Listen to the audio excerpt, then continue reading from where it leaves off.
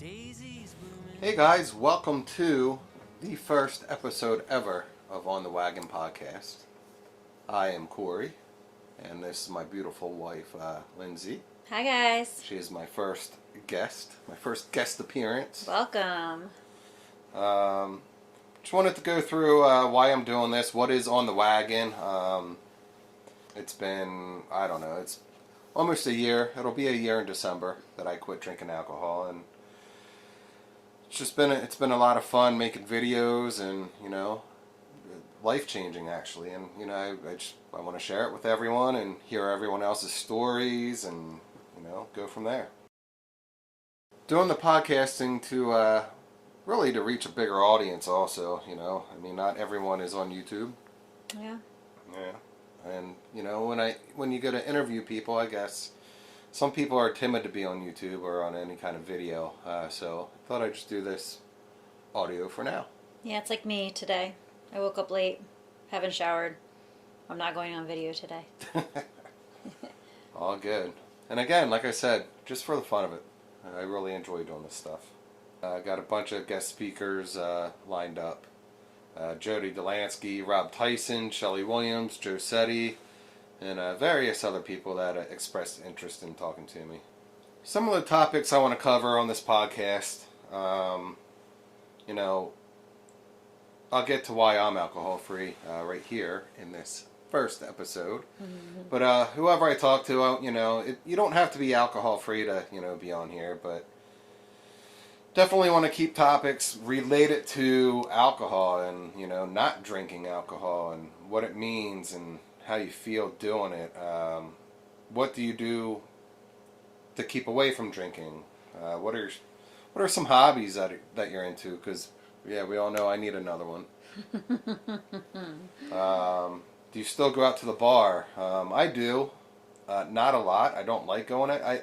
At first it wasn't bad going out to the bar, not drinking, because it was also new. I was energetic and proud, and look at me, I'm not drinking. I can have go to the bar in town and have a club soda and lime, or just hang out, try to stay normal. But it kind of bugs me now going to a bar.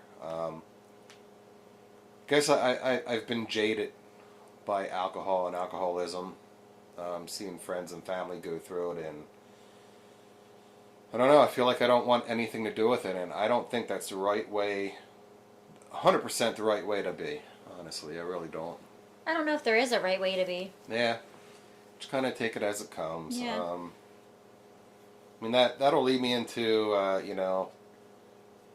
some of the feelings I have now, going on a year. I'm really finding myself having like social anxiety, and that's never been me before. Yeah. Guess I've drinking for so long. I got used to being buzzed and beyond every single night when I go out. So, we all know it takes away your anxieties and breaks down walls, and now I don't have that crutch. So I'm kind of navigating my way through it.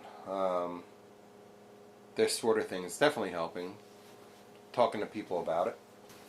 So events like, I don't know, like, I want to know how you guys feel, you guys that, stop drinking, how you feel about going to like traditional drinking events like weddings and parties and even campfires. Campfires don't really bother me that much because, there's nothing more relaxing than sitting around a campfire, and traditionally I would be drinking it. I'm actually okay with that. But like the social anxiety really sets in when I'm at a wedding.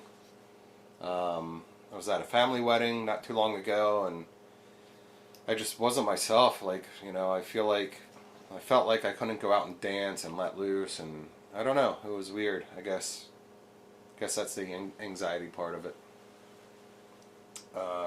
Parties, I don't really go to parties, but when I do, it's usually really close friends, and they know the journey I'm on, and they are 110% behind it, which is awesome. Yeah. Absolutely awesome. Scotty Lowball, Zig, Herder, all those guys. I'm leaving everyone out, I know that, but Haugen. Definitely Haugen, Haugen's been yes. Oh my amazing. gosh. Hmm. Everyone. Moyer. Yeah. 100% supportive, and I love it. And thank you guys. And I know I'm missing everyone else. All my metal detecting friends in the community totally behind this. And I couldn't do it without all that support. So, with Lindsay sitting right next to me, I'm going to get into my story, Start with the bad stuff, Hmm. get into the good stuff, I got you. and we'll go from there. So, my story. How long ago did I start drinking heavily? Well, I'm 43. I don't know, I was probably 24? 23 or 24, when my little brother Brandon, I say little, he was 21, he was killed in a car accident, actually, by a drunk driver. Hmm. And I think, obviously that really hit home. I mean, that's an understatement. But I found myself really dealing with the grief by by drinking. I mean, it numbed everything. It took me to a different place.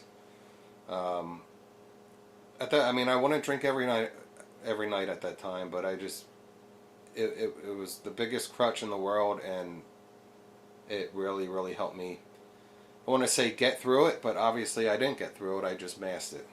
Now, when you were doing that, did you realize that that's what you were doing? Did you think, I need to numb this and have a drink, or you just did it naturally without realizing what you were doing? That's actually a great question.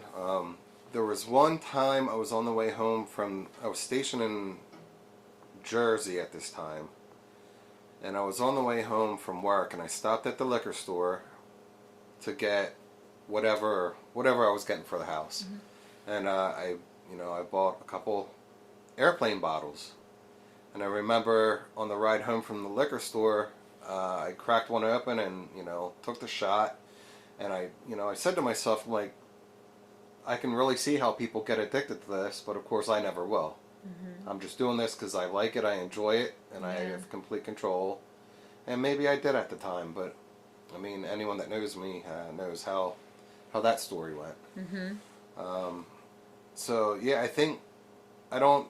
I never had a realization. Oh, that wasn't the question, but I never really had a realization of when it really gripped my soul Mm-hmm. until towards the end of my tenure in the Coast Guard, and then even more so living with you, Lynn. I mean, Recently. yeah, very recent. Well, almost a year ago. Yep.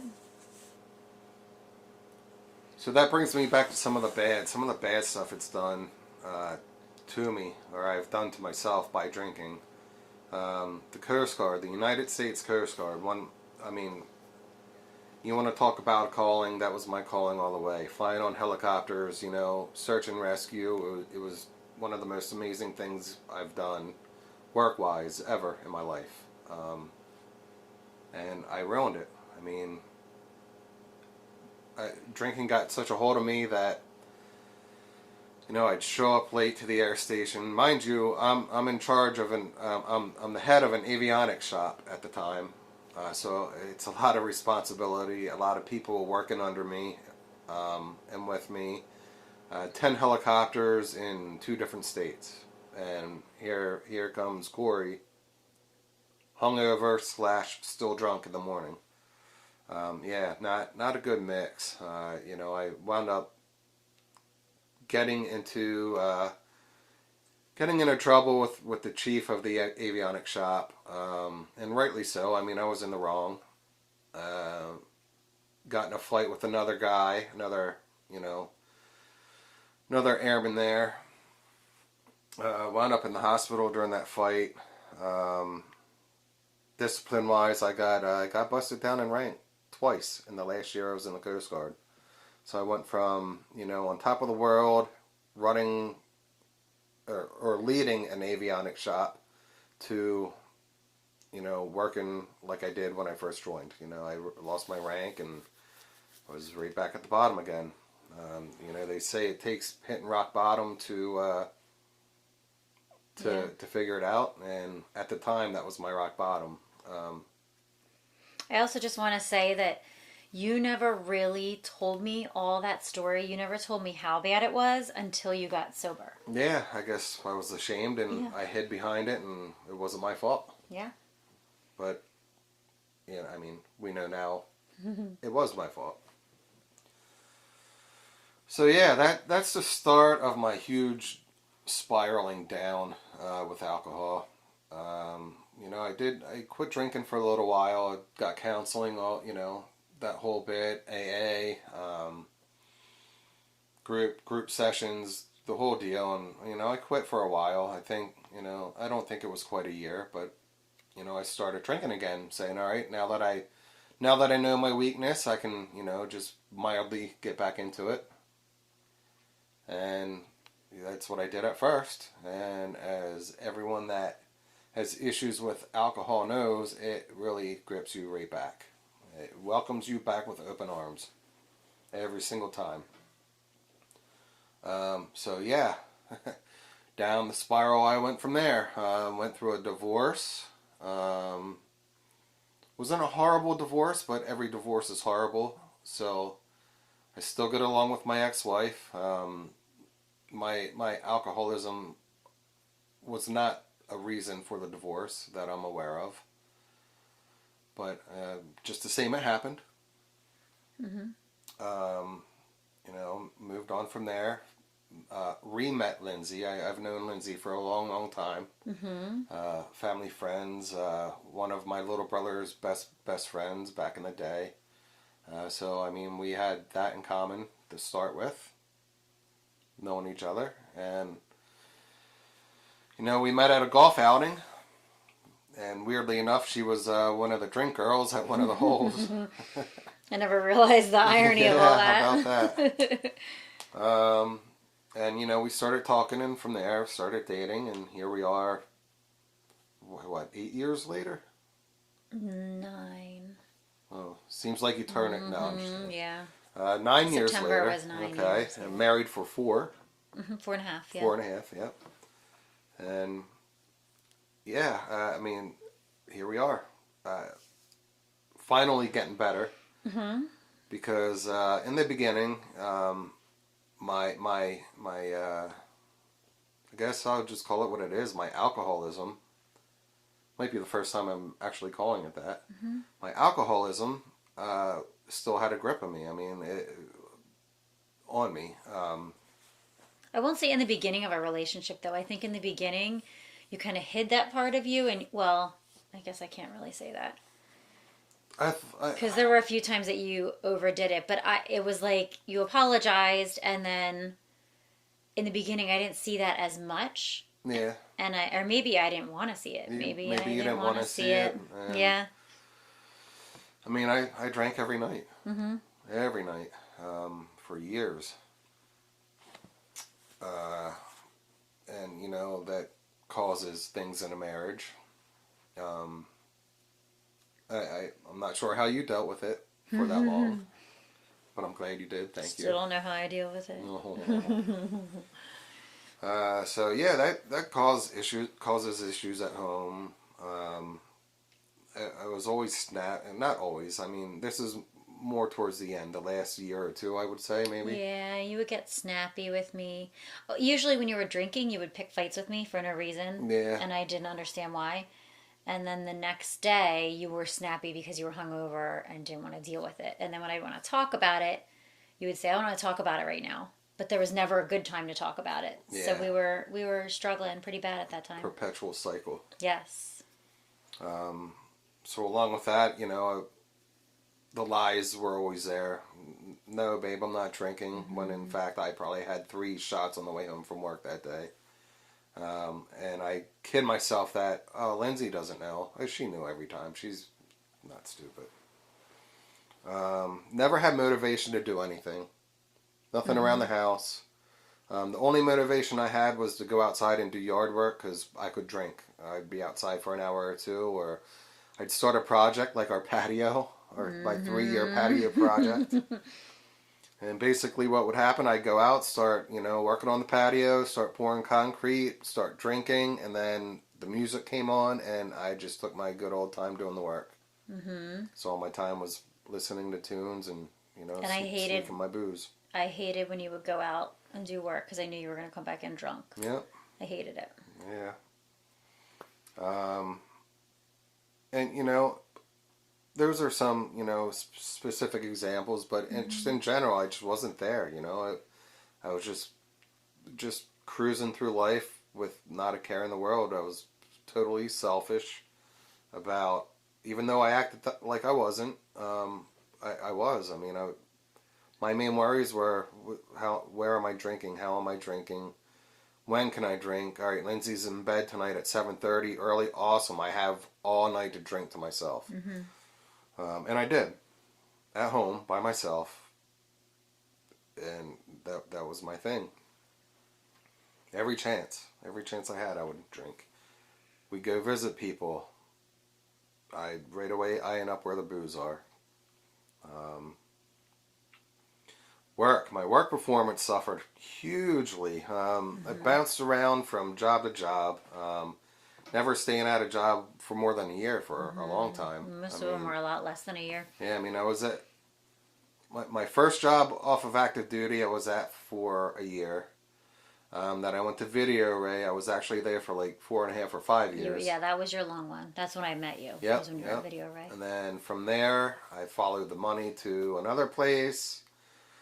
Drinking got in the way of that. So I left there and thought I could start a business with another friend. And that didn't work out real well. Worked out for, a month? Yeah. Then got a job with the trains. Drinking got in the way with that. Freight trains, I was a conductor for a little while. Blamed it on the job that I couldn't handle it, which even not drinking, I don't know if I want to do that. It's a lifestyle. It's not for like married with kids kind of family. No, sure and we were isn't. married and I was home with the stepkids. Yep. On my own. Then I did a few other jobs that I tried. One I liked, but it wasn't my favorite thing. And then I got a job at the hospital.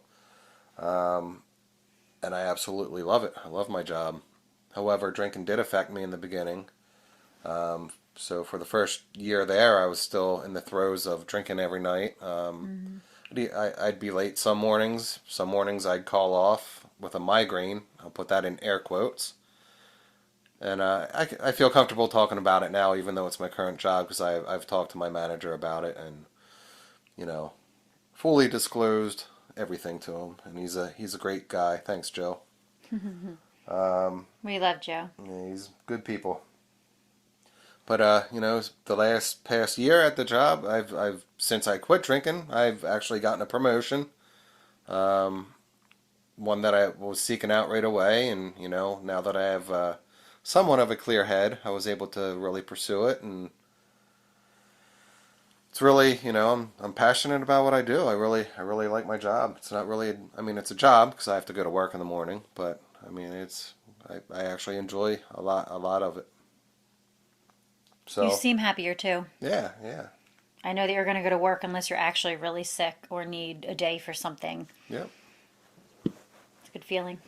So it's my story in a nutshell. That's enough of the bad stuff. Let's get on with the good stuff. There's lots of good stuff. Why don't you take over for this one, Lynn? Oh, I got to do the good stuff? Okay. So we've noticed a lot that Corey's motivation has come back since he quit drinking. He is doing work around the house. We finally got the patio done. He didn't do it, but he finally realized that it wasn't something that he really should be doing. Or wanted to do. It was just, taking forever. So, but with that being said, we did save a ton of money from not drinking. So we were able to do some house projects around the house that we normally wouldn't have done. Plus our savings looks a lot better. We can go out to eat every now and again. But that motivation is huge. I think one of the biggest things for me has been his motivation around the house. It used to be mostly me doing all the home things. And he would just do everything outside, which in the winter, there wasn't much to do outside, so he didn't really do much. Oh, I'd find something when I was drinking. Well, yeah, but it wasn't something that was really helpful. Yeah, it was very true. let's find this project that didn't need to be done and create this mess, Oh, which for sure. still definitely happens. But whatever. I'm a guy. Yeah. But now, I mean, he helps with the laundry and he helps with the cooking. And he realizes that it's not necessarily him helping, it's a partnership. And it's 50-50. The work should not be all on me or all on him. It's a partnership. So that's been really wonderful. His energy level has skyrocketed. Drives me nuts. To a fault. Drives me absolutely nuts. But he has amazing energy and gets a lot more done, which is great. Along with the things that drive me nuts, he has 10,000 hobbies, and he's always been interested in a lot. I love my hobbies. But he's starting to pursue them because he has the motivation to pursue them. So he's been metal detecting and wood turning. He wants to get back into flying. He has a drone he's been flying around. A camera that I haven't figured out how to use yet. Yeah, that's a whole thing. Now we have a podcast, apparently, where you have YouTube channels. Two of them. Digging Dad and On the Wagon. Check them out. Smash that subscribe button. Smash that subscribe button. He grew microgreens. We got all kinds of stuff going on. So he has lots of hobbies he's into. He's rediscovering his passions from childhood all the way up to adult. Oh, for sure. All 43 years of it wrapped into 1 year. It's been fun. It's glorious. Right? It's glorious. He has started on home projects. We've been working on cleaning up and organizing the basement. We finished the patio in the back of the home. We actually had someone come in and do that. This summer, he decided that he was going to kill off all the grass on a hill in our backyard, and we were going to plant something perennial there. No actual plan. 'Tis Corey's usual plan, is there is no actual plan. And then he killed all the grass and then was like, we need to figure something out with this. Naturally, by the way. I yes. used tarp, so I didn't put any chemicals in No, there was no chemicals. And meanwhile, my mom and I visited a lavender farm in Virginia, and I called him and I was like, lavender, we're planting lavender. So we bought like 30 some lavender bushes. 32. I planted them all. Trust me. Yep. I know the number. He planted every single one of them for me. We have a beautiful hill of lavender. I'm actually finished this project. Yes, and it looks amazing, and I've been watering it and taking care of it. Oh, I thought I did most of the watering. No. Okay. Maybe they got too much water. Maybe. But they're doing great. Yeah. I mean, they look beautiful. For sure. I just hope they survive the winter. And then we also got a front porch put on our house, so we love to sit out front and drink coffee and tea, although it's been a little too cold, so we don't do it often. I'm not done with this yet. Am I? No, I just wanted to see okay. it. Okay. So, and again, one of the greatest things about him being promoted, and that is our financial stability and just the stability in our household of knowing that he's going to stick around at the job and he's not going to look for a new job in 2 more days because he's tired of this job. And I'm pretty committed to this one. Yeah. Like I said, I enjoy it. Yeah, exactly. And of course, I think probably the most rewarding part of all this is that we have really worked through all of our issues and we talk through everything with each other, which has been amazing. There's been therapy. Therapy is amazing. It's great. Do it, please. Yeah, we have an awesome one. Yeah, our therapist is amazing. But we really have talked through a lot of stuff, and we learned how to talk to each other instead of nasty. Well, I'm mentally there now. Yeah, very true. It's like I can't hide behind my foggy brain and alcohol buzz. I actually have to deal with it. Yeah. So, and it feels great. Like, instead of having it fester in the back of your mind, in the back of my mind, it sucks at the time dealing with it, but at least you get through it. You not get over it. That's not what I'm trying to say. It sounds insignificant, but you get through it and you move on. It's not just festering and building up to a big blowout, which we have had many of. But it's life changing. It really is. 100%. I don't know if we'd still be together if you were still drinking. We almost weren't still together. Well, yeah. It wasn't good. So you better play your cards correctly, Lindsay Mason. Yeah, okay, try me. Yeah, that's that's pretty much it. I mean, that's what I That's wanted to get out us in there. a nutshell. Sorry if I was a babbling idiot, but wanted to get my story out there. Maybe chalk up some conversations, get you guys thinking. If you like to email me your story, it's onthewagon23@gmail.com. Lindsay's laughing at me because I just started that email today. And we have another email. Like I said, onthewagon23@gmail.com. Feel free to email me. Of course, I have my Facebook group, On the Wagon. That's one of two groups I have. Treasure Hunting America is the other one that has to do with exactly what it says, treasure hunting in America and elsewhere. There's people all around the world in that group. It's actually an awesome group. It is really cool. It's formed into a nice group. Oh yeah, yeah. Love seeing what everyone finds and hearing, seeing the stories. I'd love for on the wagon to get to that point. I know a lot of people are hesitant to put out their own personal stories and journeys on something like Facebook, and I get it 100%. It's not for everyone, but I do love the participation on there, like when I post a video or when we post a video of a drink we made or reviewed. I love seeing people react to it, so continue to do so if you'd like. That'd be awesome. Your next guest talks very much about her sobriety, and she's very open about it. Jody, yes. Yeah, I'm actually very looking forward to talking to her. She's wonderful. She's hilarious too, so she'll probably be funnier than I am. Oh, right on. Mm-hmm. I'll have to figure out how to get her on this podcast. I think there's a way to do it. Send her an invite, and it can be remote. Maybe, or we can just meet up. Yeah, we'll figure it out. So yeah, it's that's all I wanted to get out there for this one. Hopefully, there's still some people listening at this point. If you are, head on over to On the Wagon on Facebook and let me know what you think about the first episode. I don't know if there's a way. I think this is going on Spotify. I haven't figured that part out yet. I think there's a review on there. I would love to see reviews. I would love to see some feedback on Facebook. Check out our YouTube channel, On the Wagon. Check out some of the videos. Leave some comments if you like them. Or if you don't like them, leave some comments. Just be nice. Yeah. Shoot us an email with some ideas too. Ideas and comments, any recommendations. And what's the email, Lynn? onthewagon23@gmail.com. Yes. All right, everybody. Well, thanks a lot for listening. I appreciate it. And hope to hear from you all soon. Stay gold.